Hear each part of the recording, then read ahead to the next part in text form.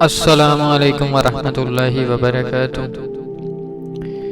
سیرت النبی صلی اللہ علیہ وسلم، باب نمبر 1۔ زمزم کی کھدائی کا سلسلہ کیسے شروع ہوا؟ حضرت ابراہیم علیہ السلام کے بیٹے حضرت اسماعیل علیہ السلام کے 12 بیٹے تھے۔ ان کی نسل اس قدر ہوئی کہ مکہ مکرمہ میں نہ سما سکی اور پورے حجاز میں پھیل گئی۔ ان کے ایک بیٹے کدار کی اولاد میں عدنان ہوئے۔ عدنان کے بیٹے معد اور پوتے کا نام نزار تھا۔ نزار کے 4 بیٹے تھے، ان میں سے ایک کا نام مضر تھا۔ مضر کی نسل سے قریش بن مالک پیدا ہوئے۔ یہ فہر بن مالک بھی کہلائے۔ قریش کی اولاد بہت ہوئی۔ ان کی اولاد مختلف قبیلوں میں بٹ گئی۔ ان کی اولاد سے قصی نے اقتدار حاصل کیا۔ قصی کے آگے 3 بیٹے ہوئے۔ ان میں سے ایک عبد مناف تھے، جن کی اگلی نسل میں ہاشم پیدا ہوئے۔ ہاشم نے مدینہ کے ایک سردار کی لڑکی سے شادی کی۔ ان کے ہاں ایک لڑکا پیدا ہوا، اس کا نام شیبہ رکھا گیا۔ یہ پیدا ہی ہوا تھا کہ ہاشم کا انتقال ہو گیا۔ ان کے بھائی مطلب مکہ کے حاکم ہوئے۔ ہاشم کا بیٹا مدینہ منورہ میں پرورش پاتا رہا۔ جب مطلب کو معلوم ہو گیا کہ وہ جوان ہو گیا ہے تو بھتیجے کو لینے کے لیے خود مدینہ گئے۔ اسے لے کر مکہ مکرمہ پہنچے تو لوگوں نے خیال کیا یہ نوجوان ان کا غلام ہے۔ مطلب نے لوگوں کو بتایا یہ ہاشم کا بیٹا اور میرا بھتیجا ہے۔ اس کے باوجود لوگوں نے اسے مطلب کا غلام ہی کہنا شروع کر دیا۔ اس طرح شیبہ کو عبد المطلب کہا جانے لگا۔ انہیں عبد المطلب کے ہاں ابو طالب، حمزہ، عباس، عبداللہ، ابو لہب، حارث، زبیر، زرار اور عبد الرحمن پیدا ہوئے۔ ان کے بیٹے عبداللہ سے ہمارے نبی حضرت محمد صلی اللہ علیہ وآلہ وسلم پیدا ہوئے۔ عبد المطلب کے تمام بیٹوں میں حضرت عبداللہ سب سے زیادہ خوبصورت اور سب سے زیادہ پاک دامن تھے۔ عبد المطلب کو خواب میں زمزم کا کنواں کھودنے کا حکم دیا گیا، یعنی حضرت اسماعیل علیہ السلام کے کنویں کو۔ اس کنویں کو قبیلہ جرہم کے سردار مزاج نے پاٹ دیا تھا۔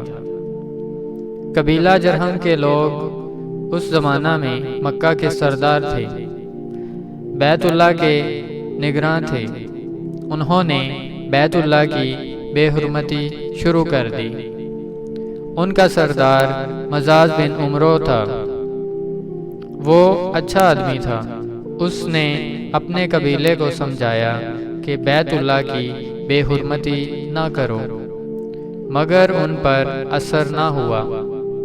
جب مزاج نے دیکھا کہ ان پر کوئی اثر نہ ہوتا تو قوم کو اس کے حال پر چھوڑ کر وہاں سے جانے کا فیصلہ کیا۔ اس نے تمام مال و دولت، تلواریں اور زریں وغیرہ خانہ کعبہ سے نکال کر زمزم کے کنویں میں ڈال دیں اور مٹی سے اس کو پاٹ دیا۔ کنواں اس سے پہلے ہی خشک ہو چکا تھا، اب اس کا نام و نشان مٹ گیا۔ مدتوں یہ کنواں بند پڑا رہا۔ اس کے بعد بنو خزاعہ نے بنو جرہم کو وہاں سے مار بھگایا۔ بنو خزاعہ اور کسئی کی سرداری کا زمانہ اسی حالت میں گزرا۔ کنواں بند رہا یہاں تک کہ کسئی کے بعد عبد المطلب کا زمانہ آ گیا۔ انہوں نے خواب میں دیکھا۔ خواب میں انہیں زمزم کے کنویں کی جگہ دکھائی گئی اور اس کے کھودنے کا حکم دیا گیا۔ حضرت علی رضی اللہ تعالیٰ عنہ سے روایت ہے کہ عبد المطلب نے بتایا، میں حجر اسود کے مقام پر سو رہا تھا کہ میرے پاس ایک آنے والا آیا۔ اس نے مجھ سے کہا طیبہ کو کھودو۔ میں نے اس سے پوچھا طیبہ کیا ہے، مگر وہ کچھ بتائے بغیر چلا گیا۔ دوسری طرف رات پھر خواب میں وہی شخص آیا، کہنے لگا برہ کو کھودو۔ میں نے پوچھا برہ کیا ہے، وہ کچھ بتائے بغیر چلے گئے۔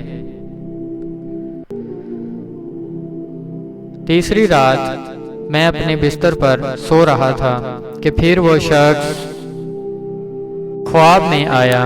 اس نے کہا مجنونہ کھودو۔ میں نے پوچھا مجنونہ کیا ہے، وہ بتائے بغیر چلا گیا۔ اس سے اگلی رات میں پھر بستر پر سو رہا تھا کہ وہی شخص پھر آیا اور بولا زمزم کھودو۔ میں نے اس سے پوچھا زمزم کیا ہے۔ اس بار اس نے کہا زمزم وہ ہے جس کا پانی کبھی ختم نہیں ہوتا، جو حاجیوں کے بڑے بڑے مجمعوں کو سیراب کرتا ہے۔ عبد المطلب کہتے ہیں میں نے اس سے پوچھا یہ کنواں کس جگہ ہے؟ اس نے بتایا جہاں گندگی اور خون پڑا ہے اور کوا ٹھونگے مار رہا ہے۔ دوسرے دن عبد المطلب اپنے بیٹے حارث کے ساتھ وہاں گئے۔ اس وقت ان کے یہاں یہی ایک لڑکا تھا۔ انہوں نے دیکھا وہاں گندگی اور خون پڑا تھا اور ایک کوا ٹھونگے مار رہا تھا۔ اس جگہ کے دونوں طرف بت موجود تھے اور یہ گندگی اور خون دراصل ان بتوں پر قربان کیے جانے والے جانوروں کا تھا۔ پوری نشانی مل گئی تو عبد المطلب کھدال لے آئے اور کھدائی کے لیے تیار ہو گئے، لیکن اس وقت قریش وہاں آ پہنچے۔ انہوں نے کہا اللہ کی قسم ہم تمہیں یہاں کھدائی نہیں کرنے دیں گے۔ تم ہمارے ان دونوں بتوں کے درمیان کنواں کھودنا چاہتے ہو جہاں ہم ان کے لیے قربانیاں کرتے ہیں۔ عبد المطلب نے ان کی بات سن کر اپنے بیٹے حارث سے کہا تم ان لوگوں کو میرے قریب نہ آنے دو، میں کھدائی کا کام کرتا رہوں گا، اس لیے کہ مجھے جس کام کا حکم دیا گیا ہے میں اس کو ضرور پورا کروں گا۔ قریش نے جب دیکھا کہ وہ باز آنے والے نہیں تو رک گئے۔ آخر انہوں نے کھدائی شروع کر دی۔ جلد ہی کنویں کے آثار نظر آنے لگے۔ یہ دیکھ کر انہوں نے اللہ اکبر کا نعرہ لگایا اور پکار اٹھے، یہ دیکھو یہ اسماعیل علیہ السلام کی تعمیر ہے۔ جب قریش نے یہ دیکھا کہ انہوں نے کنواں تلاش کر لیا تو ان کے پاس آ گئے اور کہنے لگے عبد المطلب اللہ کی قسم یہ ہمارے باپ اسماعیل علیہ السلام کا کنواں ہے اور اس پر ہمارا بھی حق ہے، اس لیے ہم اس میں تمہارے شریک ہوں گے۔ یہ سن کر عبد المطلب نے کہا میں تمہیں اس میں شریک نہیں کر سکتا، یہ مجھے اکیلے کا کام ہے۔ اس پر قریش نے کہا تب پھر اس معاملے میں ہم تم سے جھگڑا کریں گے۔ عبد المطلب بولے کسی سے فیصلہ کروا لو۔ انہوں نے بنو سعد ابن حزیم کی کہانہ سے فیصلہ کرانا منظور کیا۔ یہ کہانہ ملک شام کے بالائی علاقوں میں رہتی تھی۔ آخر عبد المطلب اور دوسرے قریش اس کی طرف روانہ ہوئے۔ عبد المطلب کے ساتھ عبد مناف کے لوگوں کی ایک جماعت تھی، جبکہ دیگر قبائل قریش کی بھی ایک جماعت ساتھ تھی۔